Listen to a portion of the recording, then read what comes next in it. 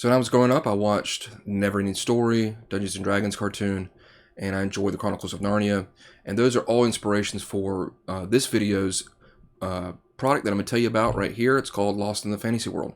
It's currently a Kickstarter that's going on right now by Diogo Nogueira.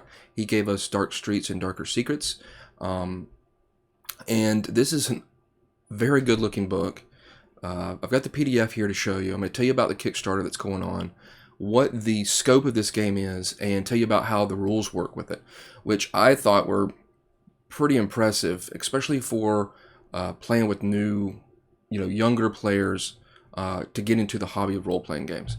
So let's go ahead and look at some of the art. I'm going to be showing you, of course, some of the art that's throughout it, and it just has this great kind of colorful, whimsical fantasy look to it. Exactly what the goal of the game is represented in the art. I think it's great. The size of the book is a little interesting. It's more like a kid's size book that you would find. So that's why the PDF kind of looks like that. But I enjoy it. I think it's going to be nice to see, and you'll see from the writing that it's written quite well and easy to read, probably for young kids that they're used to with their type of books. So here's the table of contents right here.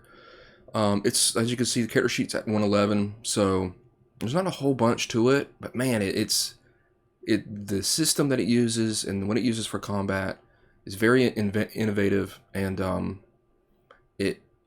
think as I show you here, you'll see that this is a game that not only could kids play, but I think you could play as an adult and just have a lot of fun with, and it's not going to be too hard at all. So here's some more of that art. A lot of it is kind of, especially on these pages right here, they're kind of a two-page spread.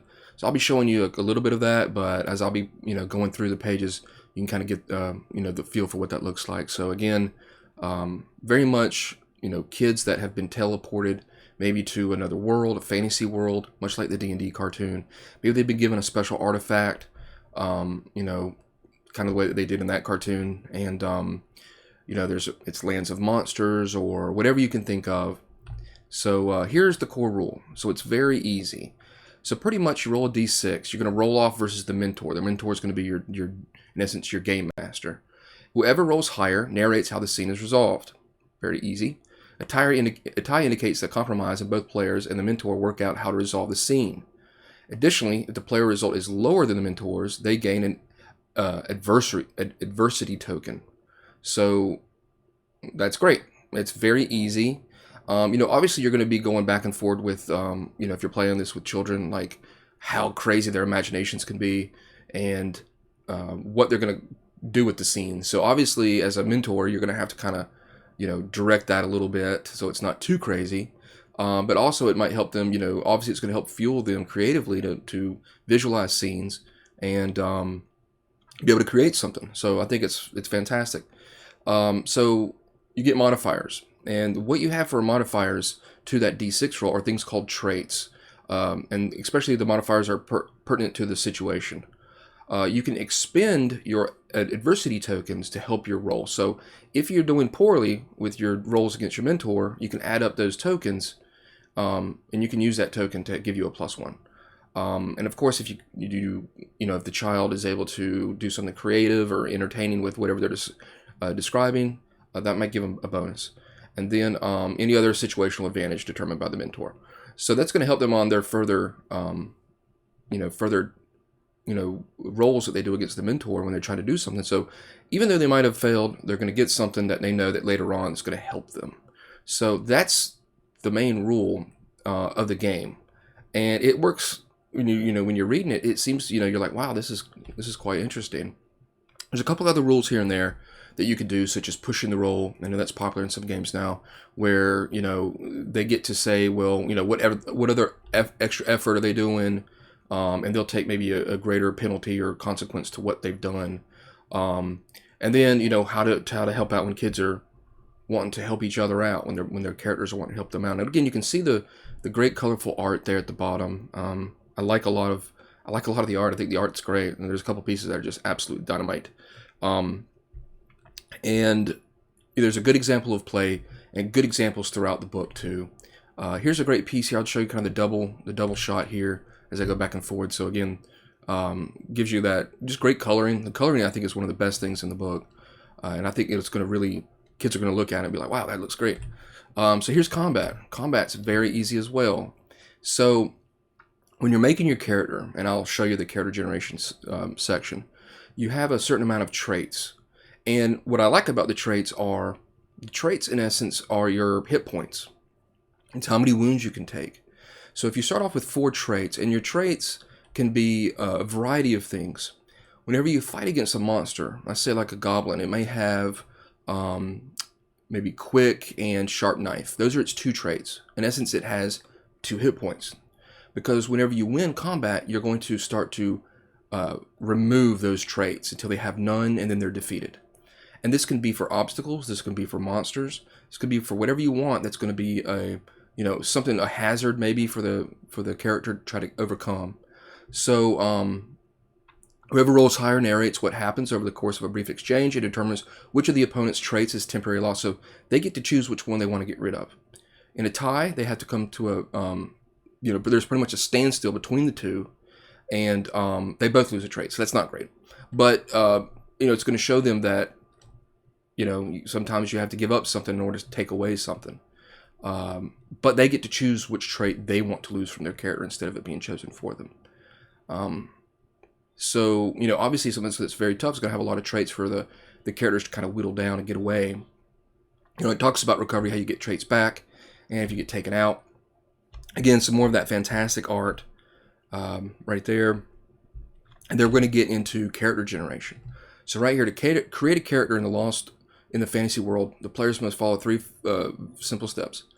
So name and a concept. So your concept is going to be, much like kind of the way that Fate does, Daniel the funny comic book geek. So that's going to be, in essence, a trait that character will never lose. They're also going to be able to establish 4 traits and create an artifact, something maybe that's magical or whatever they come up with. So right off the bat, you're not just sitting there and throwing numbers at someone that's new to role-playing. You're telling them to think about the character and how they want their character to be. So obviously here, Daniel, the funny comic book geek, he may know a lot about, maybe adventures in comic books, characters. You can just think about all the different things that character might use. Then Alice, the feisty mathlete, so knows a lot about math. Feisty, that might be able to help, think about how that character is. And a concept can be used as a trait to gain modifiers on resolution, but it's never lost. So it's something that character is. And then the traits. So, there's a couple of examples here. A quality like strong, tough, nimble, determined, outspoken, or funny. Any of those things could be used as a trait. And you can, if you come to that situation where you're like, well, I can use strong and tough, maybe, or strong and nimble, you get both those modifiers. It could be an item. It could be like a flashlight, helmet, rope, football, whatever you can think of. Maybe it can be, I like that, the companion, the baby unicorn. We know that's what that's from. A training profession, good at math. So it's just I just like the fact that it helps the especially if it's a child, think about more about their character and what they have, and utilize who they are and what they have in their possession to help them. And maybe, right, like this, a relationship. I always protect Alan. Maybe whenever something happens to Alan, you're able to jump in the way and help as a trait. And then an artifact could be something magical. Brief description of what it does: shield protection, living rope, something that they can have that's powerful. It's going to give them kind of the step up. So there's a lot of stuff I'm going to be skipping over, but there's not a lot to the book. Don't get me wrong. There's a lot of art to show you. It talks about more of your character concept, and here they are here, to kind of help you out, that D66 role that we've seen before: football hero, teacher's pet, wallflower. Some things that might help you create that concept if you want to just roll it up. If the kids maybe having a problem coming up with their own. Here's one thing I like too is they've got relationships between the characters possibly, and then quotes. And I think this is fun too. I have the power, the ones that we know already. It's now or never, and maybe this can just help flesh out that character for that child and let them say it and have fun kind of vocally becoming that character. Again, some of the awesome art. I just think that's fantastic right there. Looks great. And then there's a lot, of course, this is going to be, it's got a lot of tables to help generate stuff for you. because what you're going to do is, in essence, create the fantasy world. And here, where's the portal? There's going to be a portal to get back to your own world, much like the Dungeons & Dragons cartoon. So you can see here Forbidden Island, Lost City, Sunken Temple, Tower of the Collector. So some things to maybe help generate that, the way to get back home, the drive. There is a whole mentor section, pretty much your DM's guide, and that's where this falls into. You see their mentor scroll, and then you're going to have also ways that your character the players can increase their character, make their character better. They can change around. They can spend a certain amount of their tokens, their adversary tokens, in order to add and subtract or change out words that are in their traits. Maybe add a word to it that gives them something even, add something more to what that trait uses. Or if it's not working for you, maybe switch that word out for something else. So it's just a neat little way to kind of give your character a little bit more oomph, or to change it to better fit what the adventures are. So there are, like I said, there are a lot of tables and stuff to help you and to explain to the mentor how to deal with children, how you're, when you're playing with them, what you need to do in order to realize, that you're playing with children, and how to keep the game for them, keep it exciting, keep it fun, keeping challenges varied, so it's not always the same thing, combat, negotiation, obstacles, investigation, things like that to help them, and sharing the spotlight for different characters, for different players, and just a good overall information on how to be a better mentor to these kids that are playing, how to deal with the level of violence, and rewarding creativity. So there is a little bit of a section on monsters that just tells you kind of like what their traits might be. So it's just neat to sit there and look at a creature and be like, it's got 4 traits, that's pretty tough, and that's it. That's its hit points and what it can do. It's all so tight that it really just comes to being creative with it. So there's a section that tells you how to create monsters, maybe their features and stuff like that, their abilities, how to deal with stronger monsters, giving them more hit points. Giving them more hit points. So there we go, more traits and stuff, and letting them roll more dice. Because like artifacts that if you use an artifact, lets you roll a couple more dice, and that's going to be helpful. Creating traps, hazards, obstacles, things like that. And then you come to, there's two in essence. There's one kind of adventure, and then there's a setting in essence. And this is the Maze of Many Portals. Now I don't want to spoil a whole bunch for you, but what Diogo's been able to do here is he's been able to take a labyrinth, like a maze, and in essence the children and their characters are taken into this maze.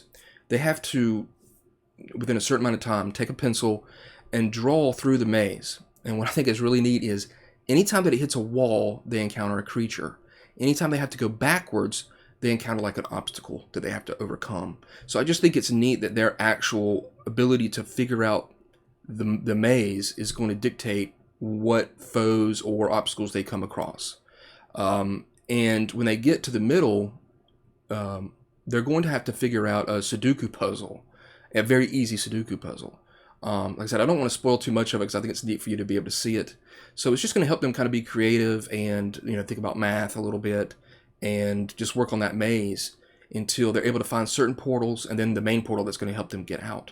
And then the next thing is the fantasy world. And this is a complete like little setting that spotlights different types of locations that you can use with maybe what type of creatures and stuff are there, or obstacles. And I'm going to show you one here, the Lonely Tower. I love this art. I mean, that just looks awesome. It shows, like traits, deadly silence, spider webs. So it kind of has kind of a gothic look to it. Maybe it's got depressed ghosts. Some thieves and adventurers have tried to enter its halls before, but they have either failed or never returned. So just to show you, it spotlights like a swamp and then the tower, and you get the picture. It kind of just has some things to place into that world for those players to enjoy. There's the character sheet right there. Name and concept, traits, artifact. Pretty easy. And then there's the back of the book. You can see, you can read the back there to help you better understand the game. So here's the cover back.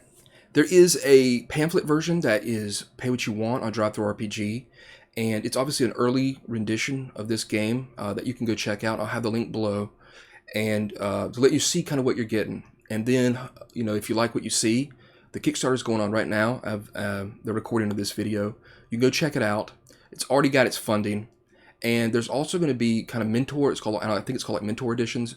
There's going to be books going to be hopefully given out to schools and libraries and stuff, for places, for people maybe that don't have, that can't get access to this book for whatever means, whatever reason that they can't. They'll be able to hopefully get that in their school and or library and be able to check the game out. So yeah, I know that from reading the Kickstarter, it's already pretty much completely done, and I think it's got maybe a couple stretch goals. So it's good to know that the Kickstarter is already, the art, you can see the art, it's fantastic. I think seeing the book in your hand is going to be very enjoyable, showing it to, your kid. And there's so much art that I didn't show you that, you can see the style. It's really good. So Lost in the Fantasy World was very exciting to read, just because I was like, wow, this is quite ingenious that you can just take a simple D6, but it has so much power to let the player be able to kind of craft their own story. And while this isn't numbers and stuff and kind of having this rigid rule system, it's more to help kind of draw out that creativeness from a child. And I think that's ultimately its strongest focus. On top of it looking good, and just having a kind of a genius thing about the traits. And some of the examples that are in there will really help you understand how the traits work and how you can use them. And it's not just bashing monsters, but maybe, using a rope or something to tie them up, or, knocking them down, or doing something that kind of removes their traits from them. I think it's just really, really smart. So a great looking book. You can check out the pamphlet edition, like I said. Kickstarter's going on now. It's already funded. And this is definitely a game that I think with even younger kids, because if you throw D&D, I think at a young kid, it can be a lot for them to figure out. But with this, it lets them know you got to roll 1d6. They've probably already used that with board games. Roll higher than me. That's not too hard to understand. A little bit of math. These things help you, and then be creative in creating the story. Because I think at this age, I think it's the age that this game is set, really focused on. I think it's better to create ideas and imagination than it is to structurally hold them down with numbers and rules. And then they can hopefully move on to that later on, where they want a little bit more character, they want a little bit more rules. And but the only thing I think that you're going to have to really face, like I said early on, is a child that's just got a real active imagination and they want to do something really outlandish. So you're really going to have to kind of roll with it, and try to do your best to kind of maybe rein that in and make it a little bit more controllable, because I'm certain kids are just going to go absolutely crazy with some of their ideas. And it's going to be fun, I think, to see what they're able to pull out. And it might be new for them to say, hey, here's something that's not holding me back creatively. So there it is, Lost in the Fantasy World. I'll have the link to the Kickstarter down below. I'll have the link to the pamphlet, like I said. And probably once it comes out on DriveThruRPG, I'll have the link down there as well for you to be able to buy, because I do believe it. I hope it's going to be on DriveThruRPG for people to be able to check out. So there it is, Lost in the Fantasy World. It's just a great way to introduce kids to the hobby and to introduce them to their creative mind. So thanks for watching, and check out the next video.